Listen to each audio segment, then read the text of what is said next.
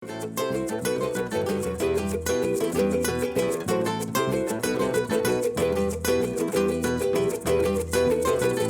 Back. आप देख रहे हैं द मॉर्निंग स्टार। एक बार फिर आपको शो में हम वेलकम कहते हैं। हमारे साथ हैं डॉक्टर फरहाना रहमान। सलाम डॉक्टर साहबा, कैसे हैं? वालेकुम खैरियत अस्सलाम। से ठीक अल्लाह ठाक का है? शुक्र है, आप जिस कैसे तरह हैं? मैं आपको अभी इंट्रो में बता रहा था कि अक्टूबर का जो महीना होता है वो ब्रेस्ट कैंसर अवेयरनेस मंथ होता है, पिंकटोबर भी कहा जाता है। और आज हम ब्रेस्ट कैंसर के हवाले से डॉक्टर साहबा से बात करेंगे। डॉक्टर साहबा, ब्रेस्ट कैंसर एक बहुत ही मोहलिक बीमारी है और मेरे ख्याल से हर साल हम ब्रेस्ट कैंसर के बारे में पूरा साल बात तो करते हैं, लेकिन अक्टूबर में हम ज़्यादा एम्फोसाइज कर रहे होते हैं। डॉक्टर साहब, सबसे पहले तो मैं ये जानना चाहता हूँ कि किस एज से मैमोग्राम कराना शुरू करना चाहिए? ठीक है।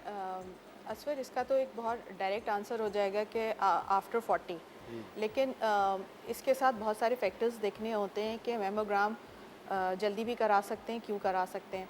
सबसे पहले तो ये कि जब भी अवेयरनेस प्रोग्राम्स होते हैं, हम लोग बात करते हैं तो जैसे कोरोना में खौफ ज़्यादा फैला था, इसी तरह से जब हम कहते हैं ये हो जाए तो आपने दिखाना है, तो एक मिथ्स डेवलप हो जाती है, लोगों का फियर फैक्टर बढ़ जाता है।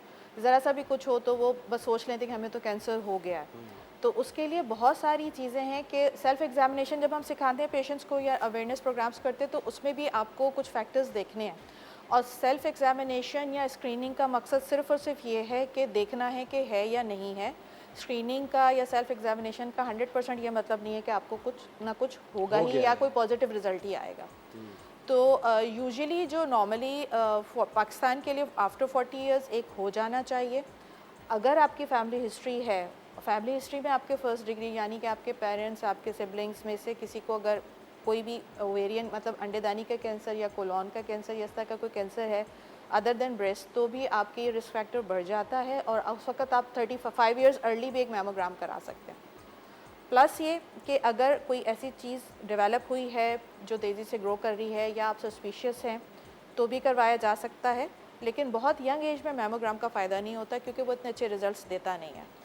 अल्ट्रासाउंड से काफ़ी हद तक पता चल जाता है कि क्या चीज़ है और उसको किस उस पे लेके जाना, फर्दर क्या उसकी असेसमेंट होगी। लेकिन ये कि जब ज़रूरत है तो फिर मैमोग्राम करा लेना चाहिए 40 से पहले भी। 40 से पहले भी कराना चाहिए। पहले भी और डॉक्टर साहब, वैसे क्या क्या फैक्टर्स होते हैं जिसकी वजह से ये ब्रेस्ट कैंसर हो सकता है?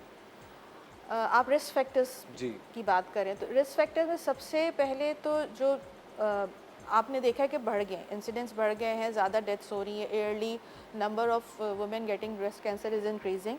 उसकी वजह मेन जो है वो लाइफस्टाइल हमारा बहुत चेंज हो गया है। जैसे और सारी चीज़ों में ओबेसिटी है, बीएमआई आपका ज़्यादा है, फिर आपकी फ़िज़िकल एक्टिविटीज़ नहीं है, फिर आपकी हैबिट्स में स्मोकिंग अल्कोहल का यूज़ है। फिर और मेन जो सबसे ज़रूरी चीज़ ये है कि सन बलूगत का 12 साल से पहले हो जाना या बहुत देर से मीनोपॉज़ संन्यास का आना। फिर इसके अलावा बच्चे ना होना, ब्रेस्ट फीड नहीं करवाया। और दूसरे फैक्टर्स हैं कि जैसे आपका जो है वो कभी कोई किसी वजह से कोई रेडिएशन लेनी पड़ गई हुई या इस तरह की चीज़ें हैं जो इन आपके रिस्क फैक्टर्स को बढ़ाते हैं ब्रेस्ट कैंसर होने का खर्चा होता है। होने और का। डॉक्टर साहब, हेरिडिटरी भी एक फैक्टर है ना उसमें? जी, हेरिडिटी में असल सबसे मज़े की बात ये है कि वो जीन्स को कहते हैं कि अगर आपकी BRCA1 पॉजिटिव या 2 पॉजिटिव आ रही है तो चांसेस है, लेकिन वो ज़्यादातर 5 to 10% रीज़न होता है ब्रेस्ट कैंसर होने का। और उसको उसको ज़्यादा एम्फेसाइज़ करते हैं कि बस पॉजिटिव आ गई तो, लेकिन ये 5 से 10% लोग उसके जो इस जीन्स के साथ जो है वो शिकार होते हैं। लेकिन और बहुत सारी चीज़ें भी हैं जो कर सकती हैं ब्रेस्ट कैंसर या जिसके रिस्क को बढ़ा सकती हैं। तो वही वाली बात है कि फैमिली हो गई, हेरिडिटरी हो गया, आपकी फैमिली में हिस्ट्री हो गई, आपका लाइफस्टाइल हो गया, आपका जो पूरा रिप्रोडक्टिव ईयर है वो कैसे गुजरे, तो उन सबको मिला जुला करके हर चीज़ का एक पार्ट है जो वो प्ले करते हैं। अच्छा डॉक्टर साहब, प्रिकॉशनरी मेजर्स क्या क्या ले सकते हैं? प्रिकॉशनरी में सबसे कुछ तो ऐसी चीज़ें जो आपके हाथ में नहीं है, जैसे आपकी एज ज़्यादा हो गई है या मेनार्की पहले हो गई यानी बलूगत पहले आ गया, वो भी आपके हाथ में नहीं है। आपकी फैमिली हिस्ट्री आपके हाथ में नहीं है, जेनेटिक्स आपके हाथ में नहीं है। लेकिन हाँ, मॉडिफाइबल जिनको हम चेंज कर सकते हैं रिस्क फैक्टर्स, उसमें ये है कि आप अपना लाइफस्टाइल हेल्दी करें, आप अच्छी हेल्दी डाइट लें, आप सारी शुगर्स और इस तरह की चीज़ें जो ओबेसिटी करती हैं उनको कट डाउन करें, फ़िज़िकल एक्टिविटी अपनी बढ़ाएं, कोशिश करें कि आप बच्चों को अपने ब्रेस्ट फीड करवाएं।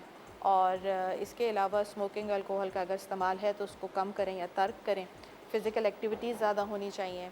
और इसके अलावा जो है कोशिश मतलब अगर नहीं ज़रूरत है तो आप हार्मोन्स की जो थेरेपीज़ होती हैं वो अननेसेसरी या स्पेशली अगर आपको कॉन्ट्रासेप्शन के लिए भी लेने हैं तो आफ्टर एज ऑफ 35 ईयर्स या ज़्यादा एज के बाद कोशिश करें कि ना लें उनको, ना लें उन्हें। ना लें। और इसी तरह पोस्ट मेनोपॉजल भी हार्मोनल थेरेपी अब यही होता है कि रिस्क वर्सेस बेनिफिट उसको कैलकुलेट किया जाता है कि थेरेपी का फ़ायदा है या नहीं है, पेशेंट को कितना फ़ायदा और कितना नुकसान है, तो फिर उसके बाद डिसाइड किया जाता है।